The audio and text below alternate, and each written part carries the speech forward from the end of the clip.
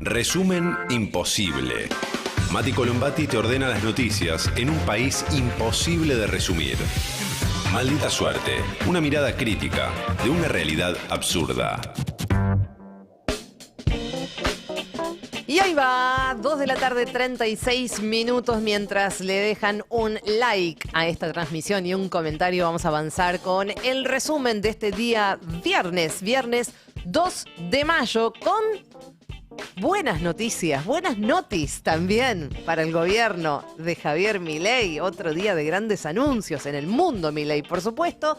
Vamos a ver lo que tuiteaba Caputo en el día de hoy. Dice: se confirmó uno de los proyectos de GNL flotantes más grandes del mundo en Argentina, porque todo es así grandioso. Con el acuerdo entre Golar y los productores de gas de Vaca Muerta, PAE, YPF, Pampa y Harbor, empieza el proyecto de gas exportador transformador. Con esta inversión, Argentina podrá estar licuando 26 millones de metros cúbicos diarios de gas natural a partir del 2027, sigue diciendo en el tuit Toto Caputo.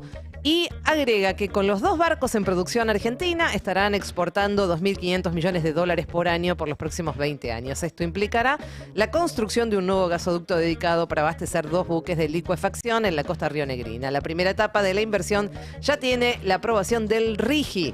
Felicitaciones a Horacio Marín, a todos sus socios por el proyecto de confianza en el país, y también a Daniel González y todo el equipo del RIGI por el análisis y la aprobación, dice el Toto Caputo. Y hay que recordar un par de cosas en relación a esto, porque si a uno lo agarra así como medio distraído, dice, bueno, bien. Sí, claro. Bien, no, hay que recordar que esto que está anunciando el Toto Caputo se suponía que iba a ser todo bastante más grande. Estábamos hablando de una inversión de 50.000 millones de dólares para la planta de GNL, que ya estaba firmada. Recuerden que ya estaba todo prácticamente, y que además había generado una disputa muy importante entre las provincias de Río Negro y la provincia de Buenos Aires. Es decir, Axel Kicillof peleó muchísimo para que eso finalmente se terminara haciendo en Bahía Blanca. Ganó Río Negro en esta pulseada. Bueno, y finalmente se terminó de perder toda la inversión que estaba prevista cuando se retira Petronas, ¿no? De este negocio. Claro. Aparentemente porque les estaban intentando cambiar las reglas del juego en el medio del camino. Así que, digo, esto lo que festeja Caputo es poner un barco en el puerto que se lleva gas licuado. Y para colmo también hay que tener en cuenta que por el RIGI mismo, que se aprobó acá, uno de sus artículos dice que esos dólares pueden, si quieren, no entrar a la Argentina. Esto es como para que nos ubiquemos qué es lo que estamos festejando y qué es lo que estamos viendo cuando vemos este anuncio, como siempre ocurre en este gobierno, de grandilocuencia, pero digamos, el subtexto hay que verlo de esta manera como lo estamos planteando. Era supuestamente una inversión multimillonaria, claro, que finalmente terminan siendo 2 barcos que barquitos van a llevarse el gas licuado de la Argentina. Vamos a cambiar de tema. Denuncian caja negra del PAMI. Atenti con cómo se está poniendo la interna entre Caputo y Karina Milei. Cuando decimos Caputo, decimos Caputito, el chiquito. La interna de Karina Milei, Santiago Caputo. Los 2 lados del triángulo de hierro que no son Milei, digamos. Exactamente. Milei, Santiago Caputo, Karina Milei, y entre esa línea sí, está todo mal, básicamente. Bueno, esto se extiende entonces al PAMI, que anunció una revisión profunda en sus delegaciones en medio de una seguidilla de escándalos en varias provincias que involucran a dirigentes libertarios relacionados con la hermana de Javier Milei. Hablamos de Karina. El gobierno anunció ahora una auditoría interna para sancionar a los responsables de graves denuncias relacionadas con pedidos de diezmos, así le dicen, en delegaciones del PAMI y del ANSES en diversas provincias. ¿Qué es lo que se detectó básicamente, o por lo menos la información que empieza a surgir a partir de esta noticia? Un uso llamativamente elevado de las vías de excepción, un mecanismo que, como su nombre lo indica, debería ser excepcional a la hora de la entrega de medicamentos, de insumos y de tratamientos.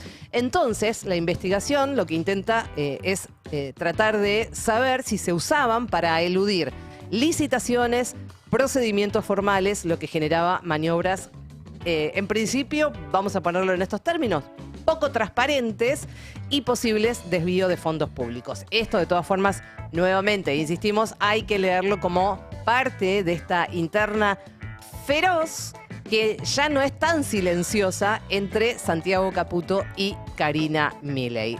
Llama la atención el repentino apuro del titular del PAMI, Esteban Leguizamo, por desmantelar el mecanismo que él mismo utilizó en varias oportunidades, mientras el titular de la Unidad de Gestión Local, la UGL, así se le llama, él en la ciudad de Buenos Aires, él estaba ahí. Por eso me pareció interesante traer este tuit de un gran periodista que es Andrés Lerner, y que justamente dice eso, ¿no? Que llama la atención que Esteban Leguizamo ahora quiera cambiar el sistema porque durante muchos años fue el director de la UGL Capital, que es la más grande. Y una buena pregunta que se hace, Andy, es: ¿él mismo gestionó las excepciones? Si ahora está en contra, ¿se investigará a sí mismo? Buena pregunta que la dejamos ahí.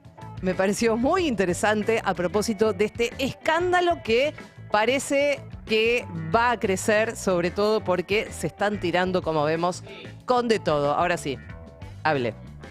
Sí, no, que claramente ahí está metido pareja, hay un quilombo también con una chica que echaron en Junín y que hizo el gordo Dan por Twitter echar al titular del PAMI de Junín porque echaron a una chica que era del grupo de Santiago Caputo y del gordo Dan que se llama La Fuerza del Cielo, así que está, he llegado a ver insultos de pareja la concha de tu madre por parte de luminarias libertarias como Traductor Te Ama, insultando directamente a pareja. No sé cómo va a volver de esa interna o si Karina estará dispuesta a entregar a su principal espada, que es pareja, pues parece que se lo quieren cargar, ¿eh? Sí, y bueno, sí, así está, se está poniendo picante en serio. Sí, bueno, le están tirando carpetazos de los armados de la lista ya que no sé qué, que hay una hija de un intendente peronista, ¿viste? Bueno, ese tipo de cosas está muy lanzada la interna. Vamos a cambiar de tema. Ahora sí nos vamos a meter en algo que evidentemente ya es Vox Populi porque lo estamos viendo permanentemente. En este último tiempo una emprendida tremenda hacia el periodismo por parte del Ejecutivo, de Javier Milei específicamente, y salió un informe muy interesante que habla del deterioro de la libertad de prensa en la Argentina, un informe que hace todos los años Reporteros Sin Fronteras, e informó una caída de 47 lugares entre 180 países durante la gestión de Javier Milei. En el anterior reporte, como para que podamos comparar dónde estábamos ubicados, o sea, el año pasado, que incluye los primeros 6 meses de la presidencia de Milei, cuando se publicó el reporte del 2024, en ese momento la Argentina ya había bajado al lugar del lugar número 40 al número 66. Pues bien, ahora en este último reporte del 2025 de Reporteros Sin Fronteras ubica a la Argentina en el puesto número 87. O sea, bajamos del 40 al 66 el año pasado y ahora del 66 al puesto 87. El informe de este año es durísimo contra Milei. Dice en el reporte, el retroceso se explica por los giros autoritarios. En Argentina, el presidente Javier Milei estigmatizó a los periodistas, desmanteló los medios públicos y utilizó la publicidad estatal como arma política. Esta es una partecita muy chiquitita del reporte que hace justamente Reporteros Sin Fronteras, ¿no? Y que habla del deterioro en la realidad a nivel global y que destaca, por ejemplo, entre otros ejemplos, el de Estados Unidos, también por lo que significa y el alcance que tiene cualquier cosa que suceda en Estados Unidos sobre el resto del mundo. Acá en la región también se destaca el ejemplo de El Salvador. Claro. Pero es interesante notar que va a la par ese deterioro, esa degradación de la libertad de prensa, avanza a la par del avance de la derecha reaccionaria, bien representada y personificada en la figura de Donald Trump. Bueno, a propósito de esto, en los últimos tiempos vieron ustedes, nosotros lo venimos contando, lo venimos viviendo de alguna manera, incluso porque sabemos que lo que le pasó a Roberto Navarro la semana pasada, de alguna manera tiene coletazos en relación a esto que viene pasando con esta cruzada del gobierno contra el periodismo, esta especie de campaña de no odiamos lo suficiente a los periodistas. Copiado además, entiendo, a algo que también sucede en los Estados Unidos, ya que estábamos hablando de Donald Trump, ¿no? Sí, es exactamente lo mismo. Sí. No se odia lo suficiente al periodismo. Sí, yo lo que veo es que Donald Trump, que ya es parte, digamos, lo hemos hablado en otras áreas de la gestión, digamos, de un país, pero en materia de libertad de prensa ya es parte de ese libreto ultra. Avanzar contra la prensa. Donald Trump viene diciendo de los medios tradicionales que son enemigos del pueblo. Y la verdad que plantear a los comunicadores en ese lugar, ponerlos en ese lugar de enemigos, también es incitar al odio. Él, que tiene tanta llegada en sus redes sociales, tanto alcance, suele atacar con nombre y apellido a periodistas. También ha vetado, ha prohibido el acceso a la Casa Blanca a determinados medios de comunicación que se mostraron críticos u hostiles, según, digamos, su cosmovisión. Dieron más lugar a medios de comunicación alternativos, pero cuidado con eso. No estoy diciendo que están permitiendo al fin que también tengan acceso a la Casa Blanca medios que habitualmente quedan en las puertas del poder. Estoy diciendo que le están haciendo favores a medios ultraconservadores, muy alineados, porque viste que los seguidistas de Trump, como pasa Trump. Lo mismo acá, digamos, con digamos, esos streamings y bueno, que absolutamente son alineados completamente con el gobierno de Milei, ¿no? Y un largo etcétera, por lo cual efectivamente no sé si encabeza ese avance, esa avanzada contra los medios de comunicación, pero da el ejemplo y permite lo que siempre decimos: Estados Unidos habilita, prepara el escenario para qué después sea posible. Bueno, y estamos viendo efectivamente consecuencias incluso acá en la Argentina. Ayer nosotros un poco lo pasamos por alto porque justo estábamos en el medio del resumen imposible de ayer, pero Javier Milei hizo un posteo en el que se hacía preguntas sobre si estaba bien, si él no quiere hablar con el periodismo lo persiga. Bueno, una serie de está medio monotemático, está tuiteando desde hace 3-4 días casi con los tweets de él, digamos, los que escribe él, porque después retuitea como loco, que también muchos tienen que ver con el periodismo, pero los que está escribiendo él casi todos tienen que ver con el tema del periodismo.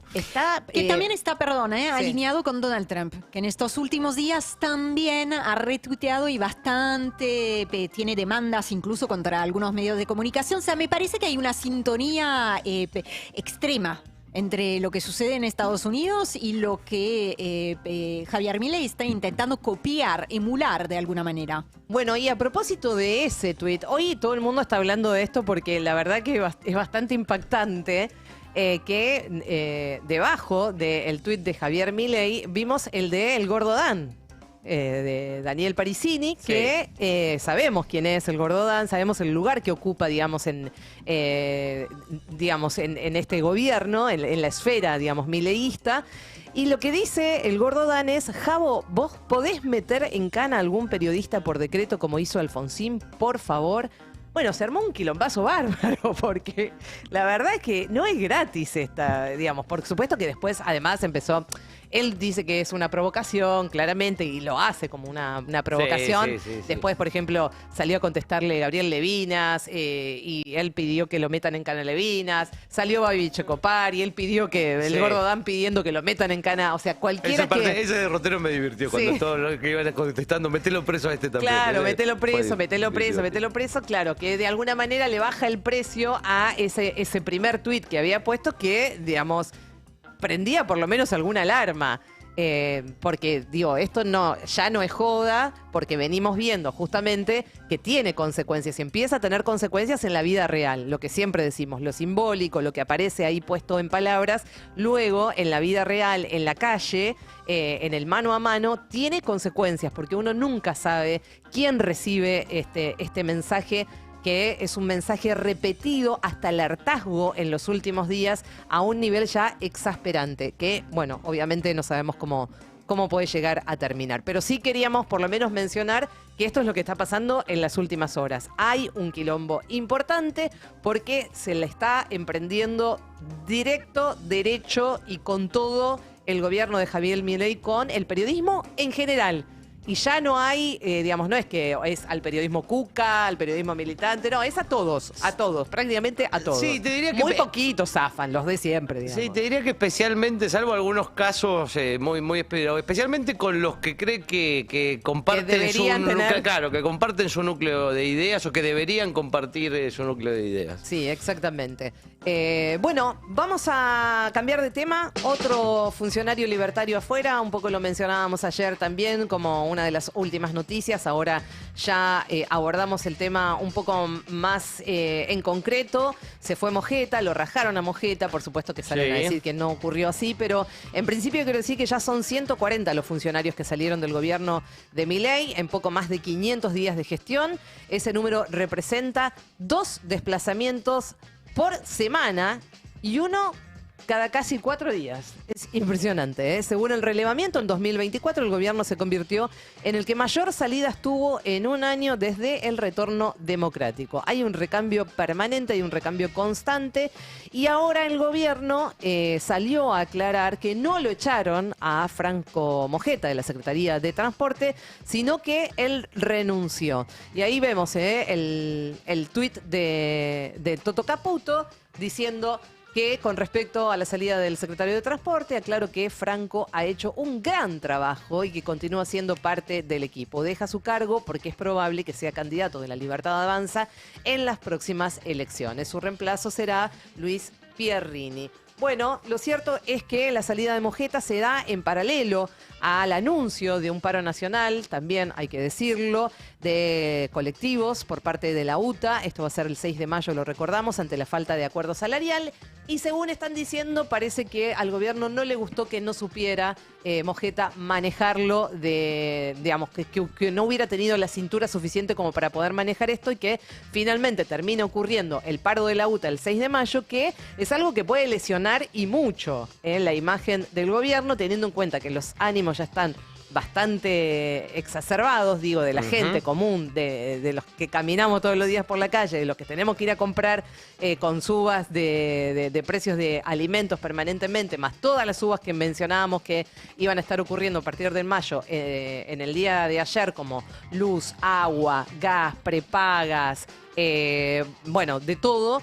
Entonces, lo que creen es que, evidentemente, este paro, si no se resuelve de otra manera, puede lesionar y fuertemente la imagen del gobierno de Javier Milei. Digo como para que tengamos en cuenta cómo hay que leer también esto que acaba de suceder con la salida de Mojeta y la llegada de Pierrini, que es un empresario mendocino, el reemplazo, titular de Triunfo Seguros, una de las firmas más importantes del sector.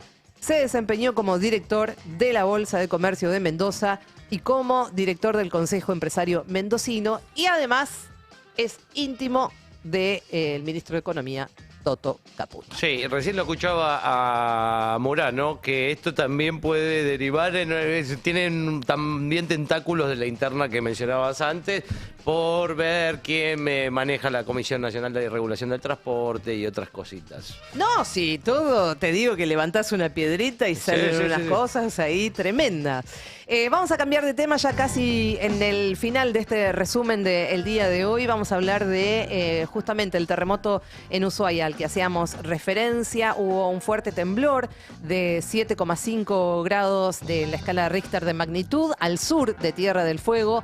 Hay alerta por tsunami. Esto fue registrado a unos 200 kilómetros al sur de Tierra del Fuego, por lo que las autoridades también en Chile, esto se sintió mucho más fuerte en Chile, posible que en la Argentina, que en Tierra del Fuego, en Chile están ordenando evacuar la zona costera de esa región ante una alerta de tsunami. Hace minutos apenas, Gaby, las autoridades suspendieron la evacuación hacia las zonas altas. Hace poquito, es una información de estos últimos momentos, pero igual le están pidiendo a la gente estar muy atenta, alerta y de mantenerse alejada de las costas y las playas. Le están bajando también la intensidad de alarma a lo que está pasando en Ushuaia. Defensa Civil también calificó de poco probable que lleguen olas a la ciudad fueguina, pero recomendó evacuar hogares en caso de nuevas réplicas.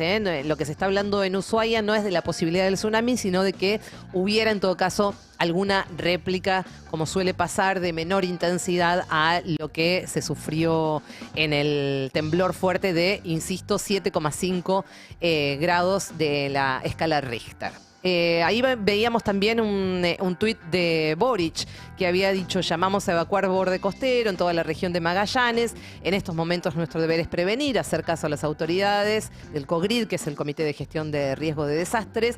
En todos los recursos del Estado están a disposición, pero como vos estás mencionando, Ori, la información de último momento es que por lo menos ya se baja un poco la intensidad del anuncio alarmante que había sido esta probabilidad de tsunami, ¿no? Y por ahora no, y por suerte, digamos, no se reportan ni daños materiales ni personas heridas. Bueno, esto es lo más importante. Veía algunas imágenes de algunos chilenos que empiezan, digamos, a subir en las redes sociales. Es cierto que hay una parte ahí cerca de Magallanes que el mar se empieza a recoger un poquitito. Se retira. Se retira. Es como eso bastante impresionante, hay que decirlo, porque por ahí, a mí me gustan las películas catastróficas, que yo miro, cuando se empieza a retirar el agua, decís, bueno, pero bueno, está bien, nos vamos a quedar con la información oficial, por supuesto, que es que ya le están bajando un poco la intensidad a esta alarma que había surgido luego del temblor, la posibilidad del tsunami.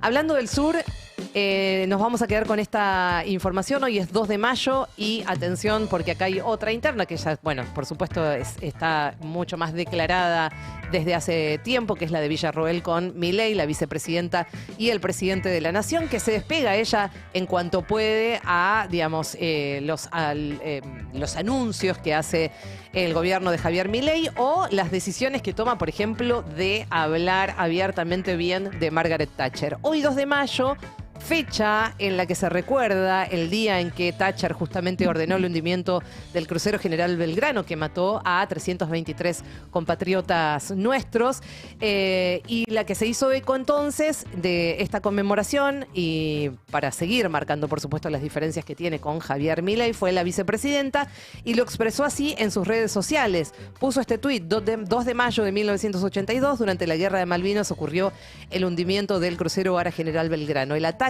del invasor inglés fue ordenado por Margaret Thatcher y causó 323 muertos de nuestros compatriotas en las heladas aguas del Atlántico Sur. Ellos custodian como un mojón de soberanía las islas, que son continuación del continente y por ende territorio argentino.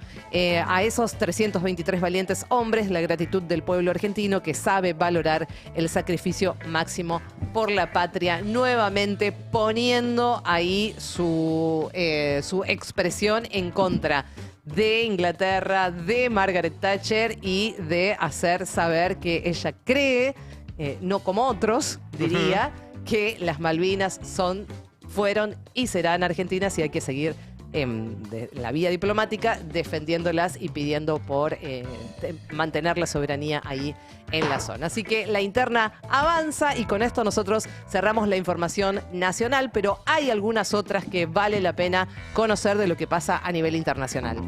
El Día del Trabajador y la Trabajadora fue un día de anuncios en México, donde Claudia Sheinbaum dio inicio a mesas de trabajo para alcanzar de forma gradual, de acá a 2030, la jornada laboral de 40 horas en lugar de las 48 8 horas vigentes actualmente. Planteó además la mandataria continuar con el aumento del salario mínimo, que hoy cubre en México 1,8 canastas básicas, con la meta de que a futuro pueda alcanzar para 2,5 canastas básicas. La escuchamos justamente a la presidenta mexicana.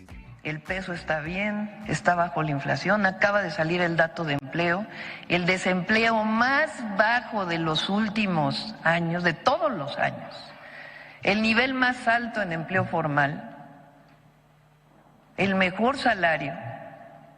Quiere decir que lo que hacía falta en nuestro país pues era cambiar el modelo económico y tener como esencia pues no solamente a un sector muy pequeño de la población, a los de arriba, sino pensar realmente en el pueblo de México y pensar en las y los trabajadores de México, que esa es la esencia de lo que llamamos la cuarta transformación de la vida pública de México. De México nos vamos a Colombia, donde Gustavo Petro aprovechó las movilizaciones del 1 de mayo, de las que hablábamos justamente ayer, para radicar ante el Senado la propuesta de consulta popular con la que busca revivir la reforma laboral que quedó sepultada unas semanas atrás por el Congreso, y también lo escuchamos al presidente colombiano. Los réditos de los ahorros del pueblo trabajador en los fondos privados de pensiones, mientras han dejado a la mayoría del pueblo de Colombia sin pensión. Si creen que eso les basta, y entonces en una sesión del Senado a medianoche votarán para decir no a la consulta, el pueblo de Colombia se levanta y lo revoca. Y no crean que va a ser como ellos piensan, porque el ladrón juzga por su condición. Ellos creen que es que vamos a entrar como una estampida, que pudiéramos, y que vamos a llegar allá y los vamos a sacar aquí a la fuerza. No, señores. Nosotros somos respetuosos de la libertad humana y de la dignidad humana, y los respetamos porque son seres humanos. La palabra de Gustavo Petro, para los que vieron las imágenes, tenía guantes blancos puestos. Tiene que ver con que tenía en algún momento, tuvo en sus manos la espada de Bolívar. De Bolívar, la que contaste ayer. Claro. Sí, vi algunas imágenes impresionantes. Sí. Sí, siempre es impactante. Bueno, tiene una relación muy especial, ¿no? Economía en general, pero además Gustavo Petro, que pertenece a un grupo guerrillero que tiene una relación estrecha con la espada de Bolívar. Entonces el Senado tiene ahora 30 días para decidir si aprueba o no la realización de esa consulta popular, pero Petro ya advirtió, si dice que no, el pueblo de Colombia se levanta y los revoca. Les propongo que terminemos hablando de lo que sucede en Gaza. Vamos a primero escuchar a Benjamin Netanyahu. יש לנו הרבה מטרות במלחמה. אנחנו רוצים להחזיר את כל חטופינו, החזרנו עד היום 147.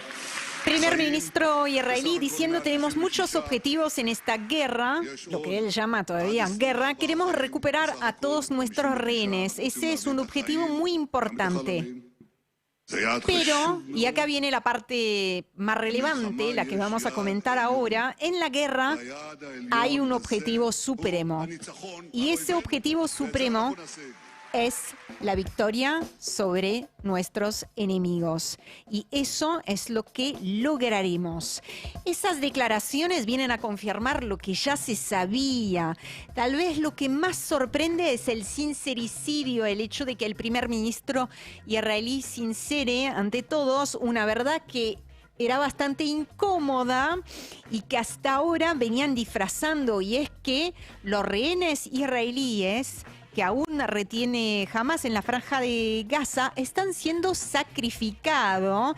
Y acá voy a citar a un editorialista del diario israelí Haaretz, que decía: están siendo sacrificados en el altar de las aspiraciones mesiánicas y la guerra perpetua. Por supuesto, Gaby, que esas declaraciones no fueron bien recibidas por los familiares de los rehenes, que entienden lo que esto significa. Es la guerra a toda costa. Nunca le importó a Benjamín Netanyahu recuperar los rehenes. a esos rehenes, aunque sea un argumento que siempre haya utilizado en el escenario internacional. Mientras tanto, sigue, ya uno no sabe cómo decirlo, siguen los crímenes de guerra, sigue la limpieza étnica, sigue el genocidio, continúan los ataques contra civiles, continúan los desplazamientos forzosos en la Franja de Gaza, la destrucción sistemática de infraestructura vital, de hospitales, de escuelas, de viviendas. Cuesta encontrar nuevas formas de contar el horror. A veces traigo una foto, un texto, un testimonio de una organización de derechos humanos, de los representantes de las Naciones Unidas, de esas imágenes que están siendo galardonadas por algún certamen a nivel global. Para tratar de interpretar es muy difícil saber qué es lo que uno puede compartir para tratar de dar cuenta de lo que está sucediendo y que está poniendo en términos morales y éticos a la humanidad en su conjunto en jaque, en mi opinión. Nos está poniendo a todos, por más lejos que esté sucediendo, en jaque, porque de un genocidio se trata. Bueno, hoy tengo apenas, son poquitos segundos en inglés, después le voy a traducir. Se trata de un cirujano estadounidense que estuvo viajando varias veces a la Franja de Gaza, 6 veces si no me equivoco, y en una entrevista, después de explicar con detalles las escenas de las que ha sido testigo, bueno, dijo lo siguiente. I don't think a horror movie could fictionalize how these scenes are any more sick, twisted and disturbing. Cortito al pie, dice, no creo que una película de terror pueda ficcionalizar lo enfermizos, retorcidas y perturbadoras que son estas escenas, refiriéndose a las escenas de las que él fue testigo como cirujano. Gracias, Ori. Así se termina el resumen imposible, pero lo hacemos como siempre con la información del clima. Maldita suerte.